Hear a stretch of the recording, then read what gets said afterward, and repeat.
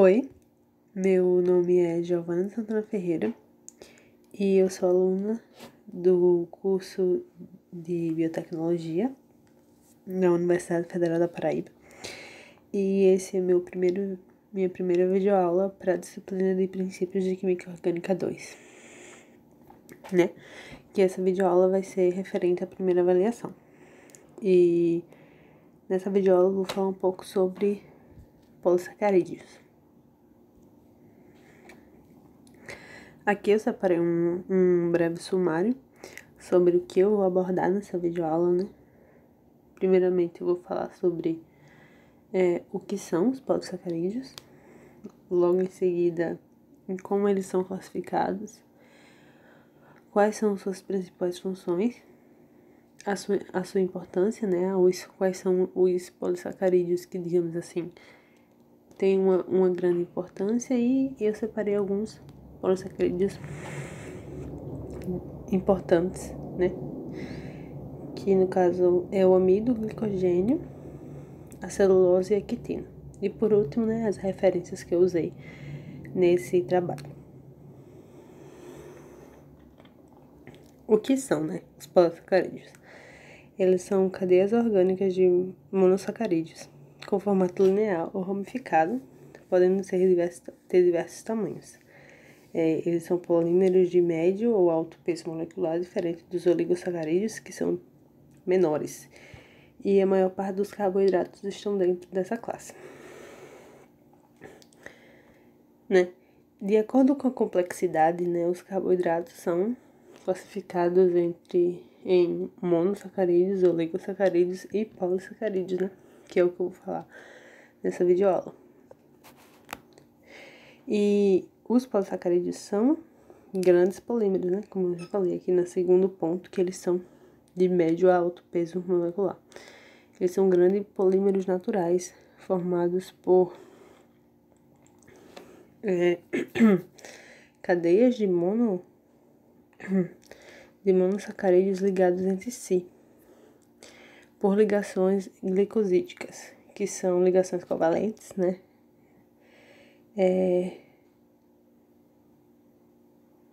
Resultantes da condensação de dois monossacarídeos. Eles também são conhecidos como, outro nome, né? Eles também são conhecidos como glicanos. Vocês podem encontrar lugares onde os polissacarídeos são chamados de glicanos. Indo agora para a sua classificação, um polissacarídeo se difere pelo tamanho de sua cadeia. E podendo se dividir pelo tamanho de sua cadeia, né?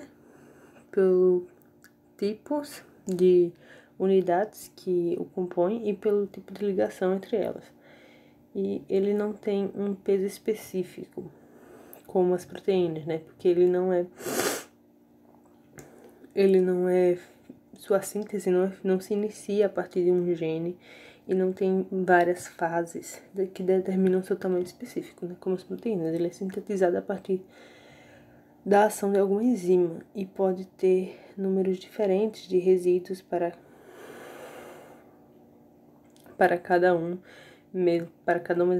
o mesmo polissacarídeo, né? Com diferenças de dezenas a centenas de resíduos para o mesmo carboidrato com uma mesma função. E, de acordo com a sua estrutura, eles podem ser classificados entre homopolissacarídeos, né, que apresentam apenas um tipo de monossacarídeo. Temos como exemplos dessa classe amido, celulose, glicogênio, pectina, quitina e tunicina. E podendo ser também heteropolissacarídeo, que apresentam 2 ou mais tipos de monossacarídeos. Exemplos: ácido hialurônico e heparina. Os homopolissacarídeos geralmente são polissacarídeos estruturais ou de reserva, e os heteropolissacarídeos geralmente são encontrados, eles podem fazer parte, né, de estruturas celulares ou extracelulares.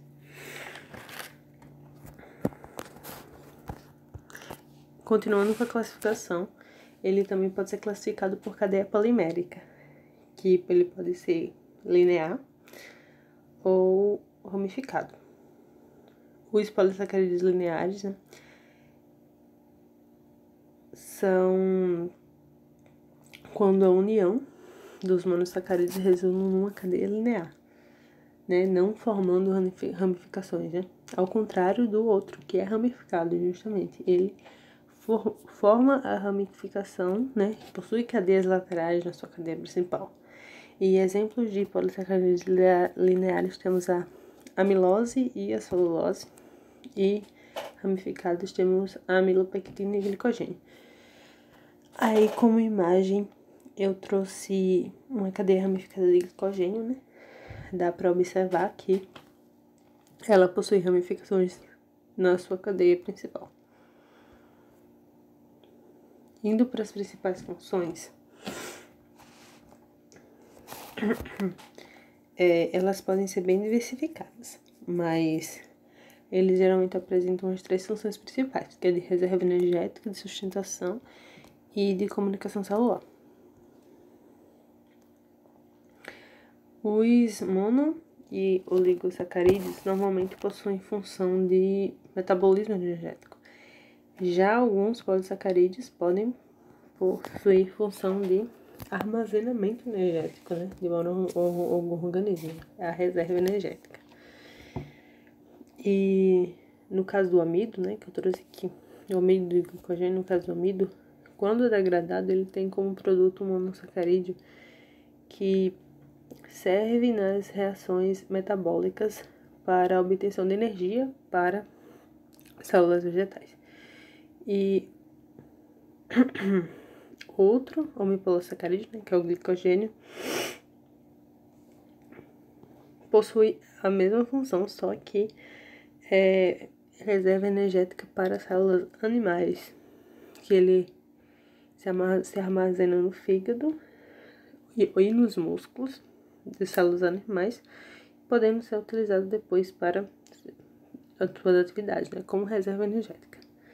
E aqui, lendo, né, o slide, diz que os polissacarídeos têm a função de armazenar energia. Ao serem decompostos, são liberados monossacarídeos que, pela ação de enzimas, transferem para o organismo a energia necessária para a realização de atividades. Essa parte vai ser mais especificada quando eu falar mais detalhadamente sobre o amido e o glicogênio. Indo agora para a função de sustentação, temos que os polissacarídeos podem ser componentes estruturais, sendo responsáveis por conferir a estabilidade de paredes celulares, né? Há homopolissacarídeos que têm função estrutural, como a quitina, né, que tem aqui a imagem acima, que é um carboidrato que possui agrupamento de nitrogênio entre suas unidades. Elas formam fibras longas e é um elemento estrutural do exoesqueleto de artrópodes e da parede celular de alguns fungos. E temos também a celulose, que é o que está embaixo, né, a foto que está embaixo, que ela é apresentada nas plantas, né, e é um homopolissacarídeo que é mais abundante, né, um carboidrato que é mais abundante no planeta. E é um polímero fibroso, insolúvel em água e resistente. O ser humano não consegue digeri-lo, né? A gente não tem a capacidade de fazer a digestão da celulose. E ela se apresenta nas paredes celulares das plantas, sendo um homopolissacarídeo de cadeia linear. E a gente não consegue digerir eles, mas alguns animais conseguem, né? Como os ruminantes, que são capazes de digerir, porque no seu sistema digestório existem bactérias simbióticas que fazem a digestão dessas células de celulose. E por fim, na sua última função, temos a comunicação celular, que os polissacarídeos podem se ligar às proteínas e lipídios, formando glicoproteínas e glicolipídios, tornando-se responsáveis pela sinalização dentro das células. Nesse processo, os polissacarídeos, o polissacarídeo atua indicando que uma proteína, por exemplo, né, precisa ser direcionada para uma determinada organela. E dessa forma ele ajuda a célula a entender qual o seu destino. Agora, indo para a importância, eu vou, falar sobre polissacarídeos de elevada importância, né? Eles são mais relevantes em animais energéticos. Temos o amido glicogênio, que apresentam principais reservas nutritivas das plantas e dos animais, e 3 importantes polissacarídeos, todos sendo glicanos, são amido glicogênio e celulose, que eu vou falar sobre todos eles agora. Começando pelo amido, que é um sólido branco insolúvel e que se encontra presente essencialmente nos vegetais. Ele é constituído de cerca de 1.400 unidades de glicose ligadas através de ligações glicosídicas e é matéria-prima importante para o processo de fermentação na nutrição e em processos industriais também. O amido é um polímero natural formado pela condensação das moléculas de glicose, com ligações alfa, e surge em decorrência da fotossíntese, né? Como já disse, ele é essencialmente encontrado em células vegetais, né? Em vegetais. E por ele ser encontrado em plantas, né? Ele é encontrado dentro dessas plantas, ele é encontrado em formato de grânulos composto. Ele é um composto complexo que tem como função reserva energética vegetal, né? Como eu já disse e repito. Ele é a principal fonte de carboidrato, né? A principal fonte de carboidrato. Ele não possui sabor nem cheiro e é abundante em cereais como arroz, milho, né? Olhando aí na foto, trigo, e ele também pode ser encontrado em tubérculos como batata, macaxeira, né? Mandioca. E quanto à sua estrutura, ele é formado por uma cadeia composta por 2 polissacarídeos, a amilose, e numa porção de 20 a 15%, e a amilopeptina numa proporção de 75 a 80%, né? Em sua grande maioria, ele é composto de amilopectina. Como eu já tinha, quanto à sua digestão, ela se inicia na boca. A enzima amilase, ela transforma o amido em moléculas menores de açúcar, a maltose, para facilitar a digestão. E essa conversão do amido continua no intestino, onde as enzimas presentes farão com que a maltose seja modificada por meio de hidrólise e se transforme em glicose.